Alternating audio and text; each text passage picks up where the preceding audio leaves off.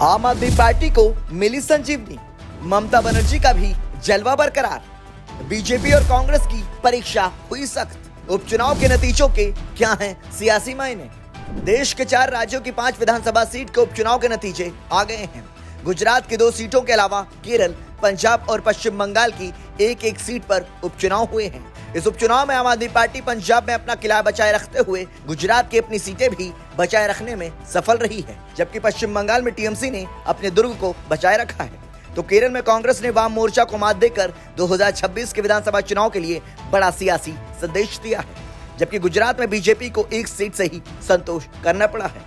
आपको बता दें कि गुजरात की विसावदर और कदी विधानसभा सीट पर उपचुनाव हुए हैं, तो पंजाब के लुधियाना पश्चिम बंगाल की कालीगंज और केरल की नीलांबुर विधानसभा सीट पर उपचुनाव हुए हैं। इन उपचुनावों को राज्यों के आगामी विधानसभा चुनाव का एक तरह से लिटमस टेस्ट माना जा रहा था। ऐसे में आम आदमी पार्टी 2 सीटें, बीजेपी 1 सीट, कांग्रेस 1 सीट और टीएमसी 1 सीट जीतने में कामयाब रही।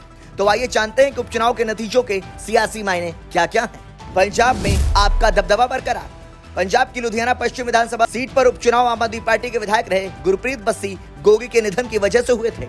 आम आदमी पार्टी ने अपने राज्यसभा सांसद संजीव अरोड़ा को चुनावी मैदान में उतारा था, जिनके सामने कांग्रेस के 2 बार के विधायक रहे भारत भूषण आशु, अकाली दल से एडवोकेट उपकार सिंह घुम्मन और बीजेपी से जीवन गुप्ता चुनावी मैदान में किस्मत आजमा रहे थे।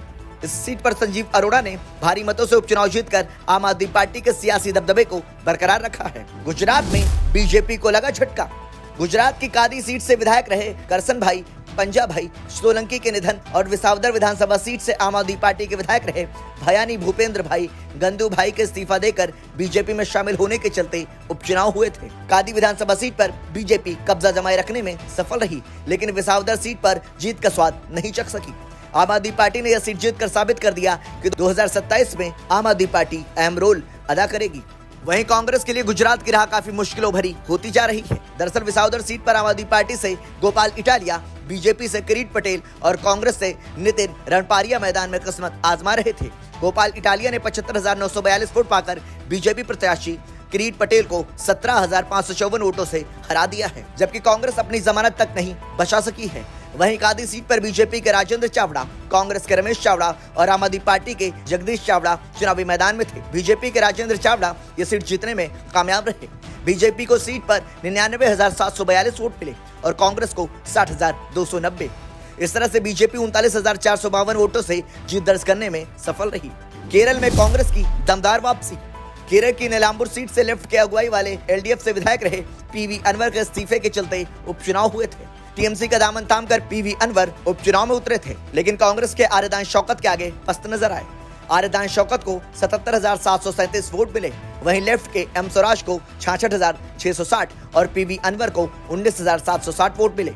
इस तरह कांग्रेस 11,017 वोटों से नीलांबुर सीट जीतने में कामयाब रही। वहीं पीवी अनवर को टीएमसी से उतरना सियासी तौर पर महंगा पड़ा है और कांग्रेस ने दमदार वापसी करके 2026 में होने वाले विधानसभा चुनाव के लिए बड़े संकेत दिए।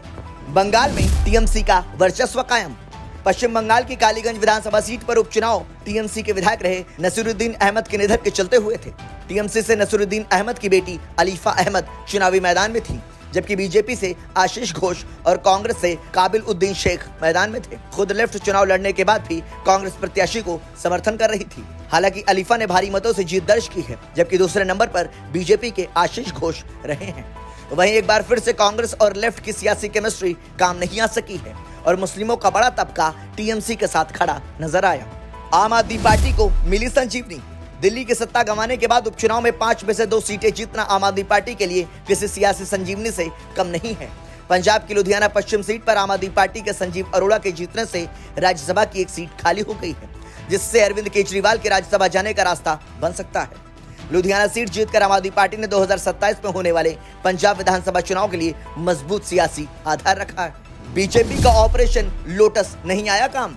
देश की 5 विधानसभा सीटों पर हुए उपचुनाव में से बीजेपी सिर्फ 1 सीट ही जीत सकी है। पूर्व मुख्यमंत्री केशुभाई पटेल का चुनाव क्षेत्र रहे विसावदर से बीजेपी के सामने कमल खिलाने का सपना एक बार फिर से चूर हो गया है। आपको बता दें कि 18 साल से यह सीट बीजेपी नहीं जीत सकी है।